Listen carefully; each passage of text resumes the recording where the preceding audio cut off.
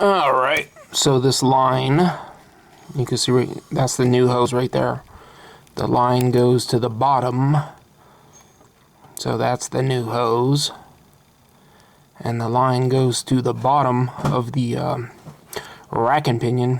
And on the original hose, it's a 17 millimeter. To take that off, 17 millimeter, I just use the open end wrench, and I have all the other different tools you can use. I have the flare nut wrenches. I just use the open end wrench. It's actually the snap-on flank drive, so I don't know if that makes a difference. I believe that's a 10 millimeter, and I believe actually was a 12 millimeter. I think I lost it and I put another one, which is a 10 by 125. So that was a 12 millimeter headed bolt. I lost it, flew off somewhere. So I just used one of these that I have. So that was 10 millimeter. That was a 12 millimeter. Now it's a 10 millimeter because I replaced it. It just has those little rubber gaskets in between. So this top piece right here and the bottom piece is connected by this, connected by that bolt. It holds them together, and this is connected to the frame right here, this bolt, and it just sandwiches in between. And that was actually one of the difficult parts to do. When you take off that nut right there, I was thinking about moving the top nut off, but I didn't want to do all of that slow process. So it was 17 millimeter to take off the nut, you know, the fitting right there, the one on the bottom. You can see the new one. And mind you, the hose that it came with the O-ring, but the O-ring was not on the hose itself, so you're gonna have to make sure and put that O-ring on there, or you're gonna have a leak. So anyways, so the new hose though was a 16 millimeter, 16, yeah, 16. So the hose to take off was a 17, but the one to put on was a 16. So keep that in mind. And so break that loose first, just break it loose, and then take these off. 10 millimeter, 12 millimeter, was 12 millimeter, and loosen that. And there's another one over there, and then the hose will come right off. And yeah, don't get it confused. It's a little bit difficult to do. So to be honest with you, I don't know, man, for a do-it-yourselfer, you got to be a pretty good do-it-yourselfer. Because I mean, it really hasn't been too bad, honestly, but I mean, it took way more time than I really thought it would. So let's see what I can say about this. Also, this right here has an O-ring on this piece. I replaced the O-ring. This bolt right here, I keep my bolts nice and organized. I don't know if you can see this right here, but I keep my bolts in order on magnets.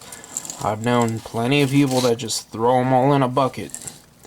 But I take them off, I put them in a row, and I put them back exactly the same way.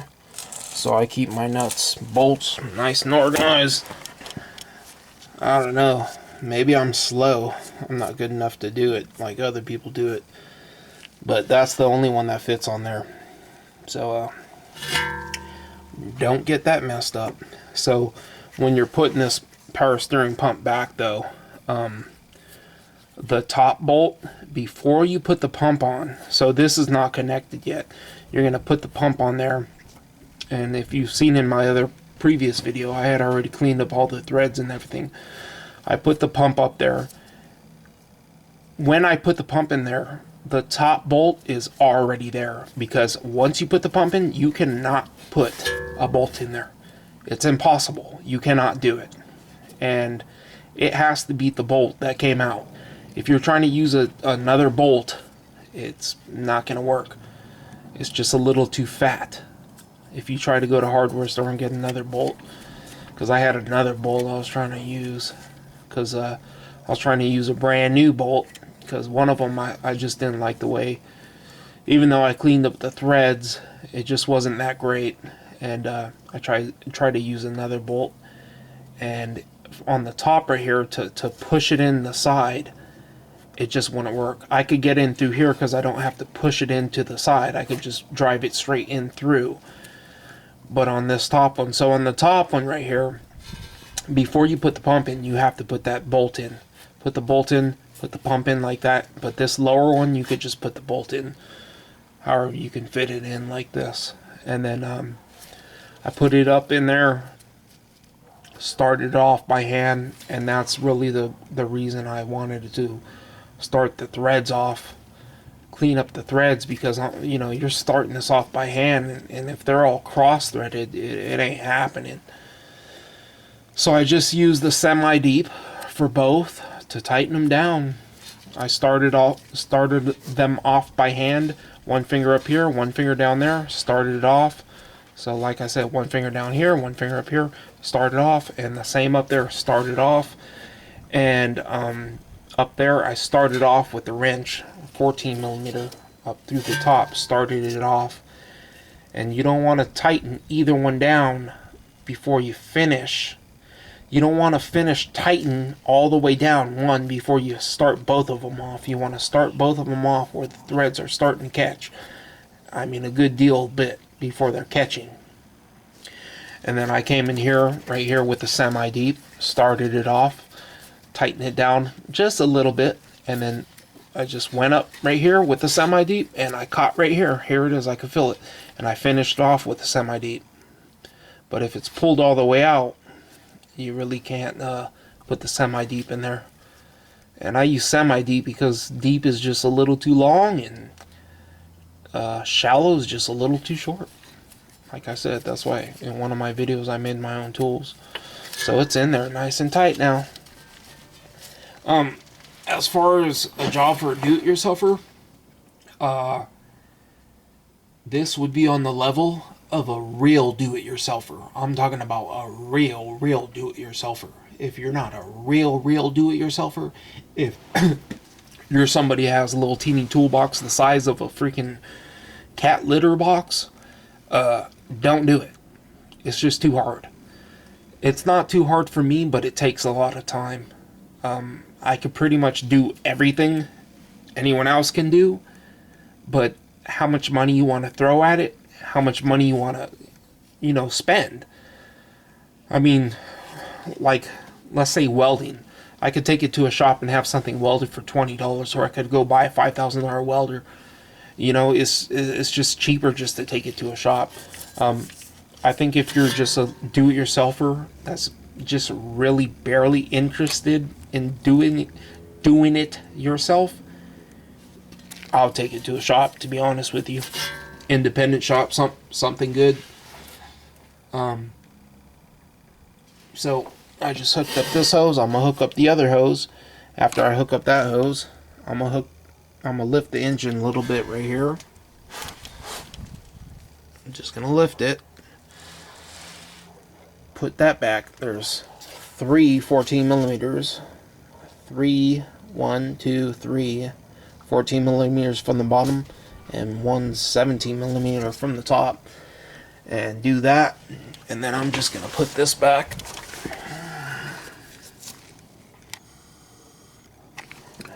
Put this, there's a bracket that goes here. I'm gonna put that back, which is 18mm and a 14mm. You can see where the bolt goes right here. And then, actually, before I do that, I'll probably just put the belt back. It'll be easier to put the belt back without having this bracket here. And then I'll put this back, and then yeah. So as far as, believe it or not, I mean, in some cars doing the power steering pump is pretty easy. In this car, it's pretty difficult. You know, if you don't have, you got to be a good do-it-yourselfer to do this.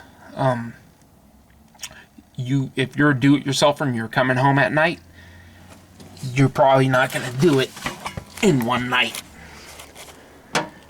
If I would say, for me, For me, if I had all the parts in one day, I definitely could do it in one night. It would take me about 4 or 5 hours. So that's what you're looking at. You're looking at having all the tools you need, all the parts you need, 4 or 5 hours.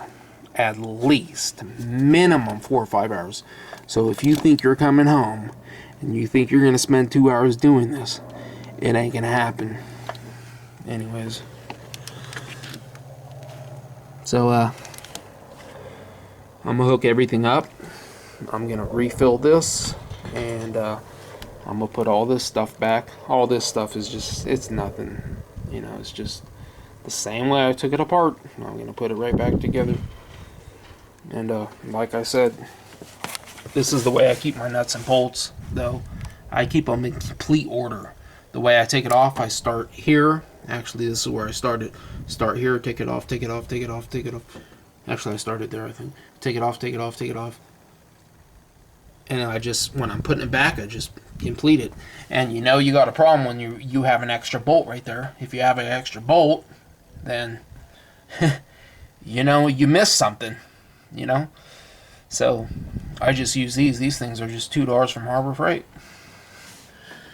That's what I use. I see these guys throw all the nuts and bolts in a bucket. I can't do it. Maybe they're smarter than me, but I can't do it. I just can't do it. I cannot do it. I just, like I said, maybe they're smarter than me. I don't know. So, on a scale of 1 to 10, it's like a 6 or a 7. For do-it-yourselfer is probably like a 9, though. It's harder than I thought it was. Once I had all the parts, though, I mean, I could have this done in about 4 hours, I would say. But, you know, you gotta have all the tools you need. Thanks for watching. Comment, rate, and subscribe.